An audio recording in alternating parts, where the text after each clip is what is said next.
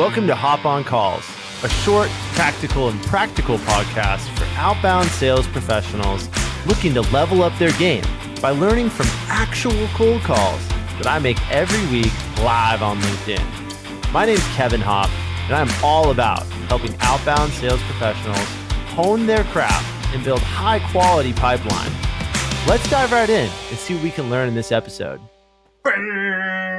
Love it. Rob, how are you doing today? Everybody, welcome to Hop on Calls. My name is Kevin Hopp. I am your hostess with the mostest, the cold calling man on LinkedIn. I have joining me today, Rob Turley. Rob, how you doing, man? Fantastic. It's been a good day so far. It's been an interesting experience getting onboarded for this, but I think it should be a whole lot of fun. I love that. Yeah. So it is a little bit different. We run this show in the most optimal way to try and get as many conversations as we possibly can. We do that with the help of our sponsor, Kixi. Shout out Kixi, your all-in-one business telephony solution. Lots of good solutions that Kixi has, including inbound calling, outbound calling, texting, deep integrations with CRM. But most importantly today, you and I are going to be using Kixi's Power Dialer, which is going to make many phone calls in a row for us to the right people using features like Connect Boost. Connect Boost is a feature that's going to allow us to change dynamically the number that we're calling out from. We don't even have to lift a finger. It just happens. It's going to try to optimize what number will connect with what number based on where they are, a little local presence type feature. Huge shout out to Kixi. You guys need to check it out if you have not yet today. I always talk about cold calling is a few things. It is process. It needs to have structure, but there also needs to be technology. All right, process, structure, and technology. Rob, what's your background with cold calling for those in the audience that might not be super familiar with you? So cold calling, yes. I never started cold calling until I was a C-level executive, actually, which is interesting. So I did not have a natural sales career. My background is all sorts of screwed up in many different ways. It doesn't make any sense. If I told you the story behind how it started, how it ended, it's like, how the heck did you end up where you ended up? But landed in RevOps. But cold calling, it started out of necessity for a startup company that I founded, 4 years ago called White Rabbit Intel, which is no longer around. We're in the midst of selling the IP for that, or attempting to.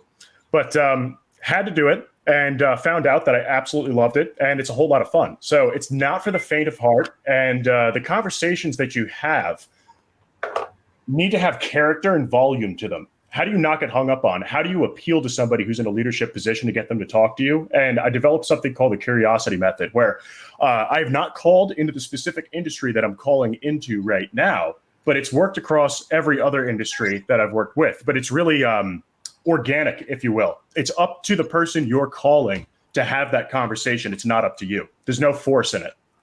Okay. Very interesting. I'm excited to hear the method get put to the test. This is the holiday season, everybody.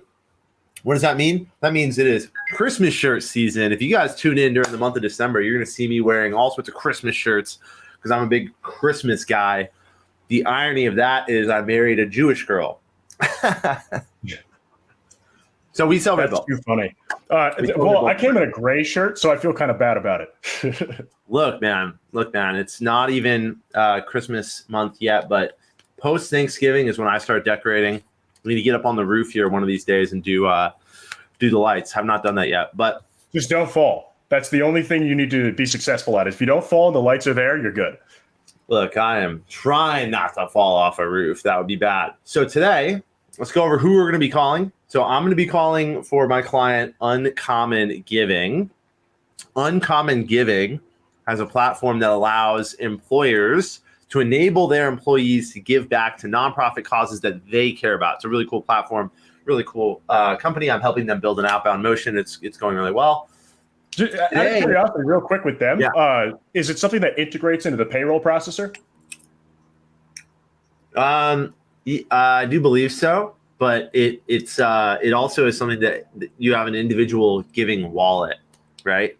So it's not just in payroll. And that's important because what separates Uncommon from a bunch of other companies that do similar things is your Uncommon wallet travels with you, right? So the person. So if I work for, I'm working for Kixi today and then I get let go and I work for someone else the next day, your funds in Uncommon don't go away. They're not just tied to that payroll processor at that company, which is really cool. Oh, that's really cool. I've never heard of one structured like that. That gives it a really large advantage of you could stay with And I mean, the retention rate would be unbelievable at that point. That's the idea. But the reason I'm making a second to highlight this is I'm calling HR professionals.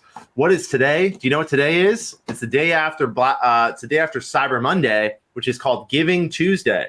Today is Giving Tuesday. And if HR folks are not wanting to talk about giving back, what's wrong with you? Come on, it's Giving Tuesday.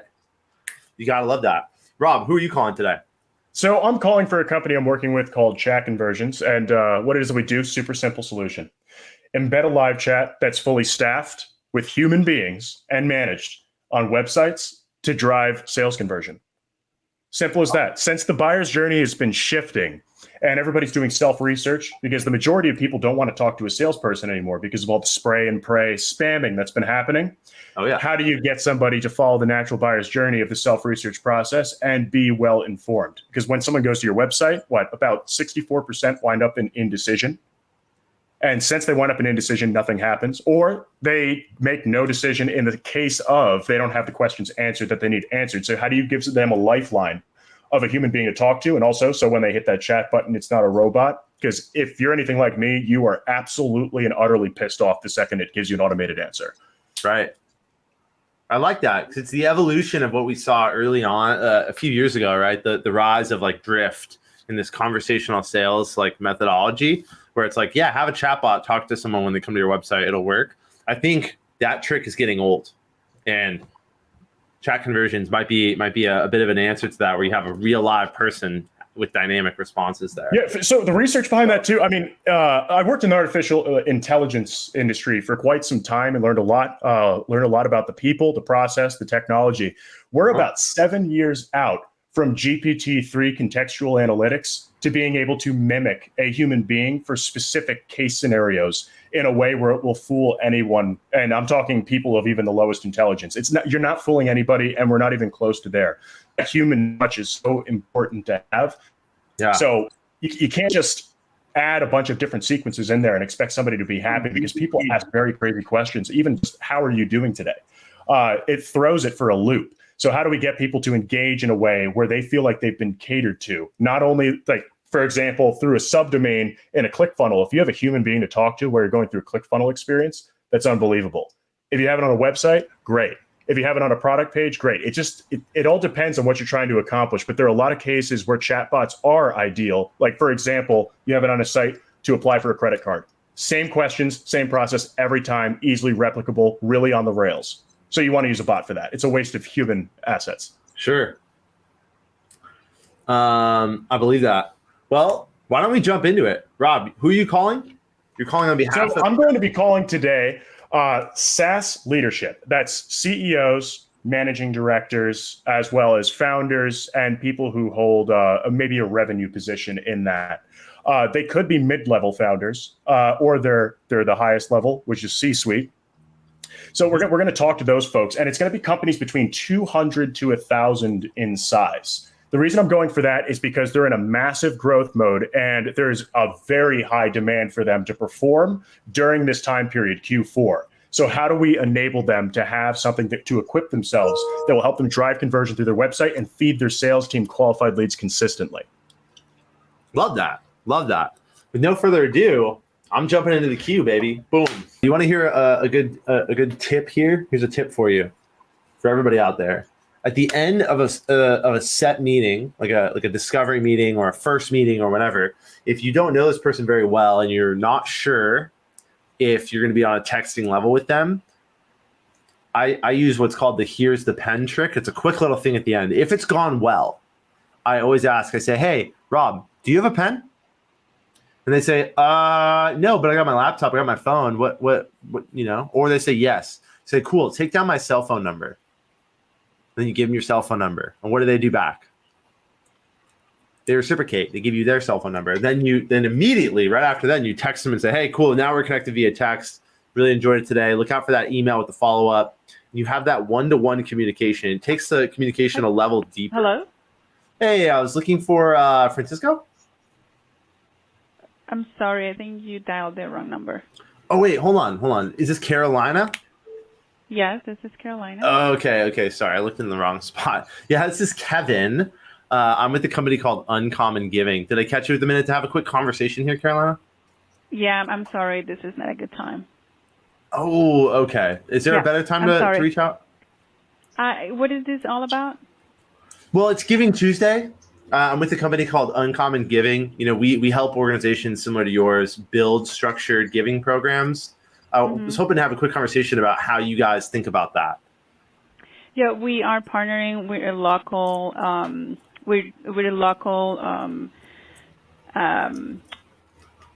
organization. So we partner with them. So that's how we give out to the community. Did you get hung up on? So I'm not interested. Okay. Okay, so you guys partner with a local organization, but you guys don't have. Is there any sort of structured program to enable your employees to give to any nonprofit cause that they care about? We do have our own program, so I appreciate you calling. Okay. Okay. Sounds like you're not open-minded to hearing about other ways of. This is not a good time. All right. All right, Carolina. I'll talk to you later. All right. Carolina was busy. I kind of pushed for it. And the reason I pushed for the call is because connect rates are low, which is annoying. But Carolina, I'm taking a note here. Always take notes. Take notes directly in Kixie, syncs directly to my CRM. Carolina said they have their own nonprofit giving program. Oh, so they're already using one. No, so they said they partner with one local nonprofit, and this is actually really common, right? So one of the other keys of outbound sales is understanding the universe in which your clients are living in, understanding their world, right? Like if cold calling was just calling and saying, "Hey, you looking to buy? Hey, you looking to buy? Hey, you looking to buy?" Then we wouldn't need skilled people, But you need skilled people because you got to understand the world of your prospects. So I knew that her world had the possibility of having just one nonprofit partner where it's like, oh yeah, X Corp partners with, Susan G. Komen, and that's it. And that's when they do their giving. But one of the huge advantages in the way that Uncommon Giving, my client, is changing the way that people look at that is give to any nonprofit, not just the one down the street or the one that your CEO likes the most. So I knew that was an objection I could run into. But the reason she rushed me off the phone was not because she wasn't a good fit, not because she thinks that what she has is going great. She was busy. She was just like, I gotta go, right? So I'm going to put this as a follow-up, and I'm going to reach out to her. I'm going to send her a follow-up email highlighting what makes us different, and I'm going to call her back. Not today, tomorrow. I'm going to call her tomorrow and say, hey, Karen, sorry about that. Because she was not willing to listen to what type of a difference it makes. Just like you said, if you partner with one charity or nonprofit, you only have that one. It doesn't give the option to your employees of who they want to give money to. It's just the default. Right. That's right. Hello? Yeah. Oh, let's go. Hey, am I speaking with Vivek? Yep. How's it going, man? So my name's Rob Turley. I'm Chief Revenue Operations Officer over at a company called ChatConversions, and I'd like to talk to you about how business is doing so far. How's it going this year? I'm sorry, which company are you calling from? ChatConversions. It's live chat for websites so that people can talk to actual human beings when they're buying stuff. Oh, okay. Right? Okay. No, I know about you guys. So yeah, right now we are not in need of any software or anything at the moment. So yeah, thank you. Oh, for sure. Yeah. What about next year? All right.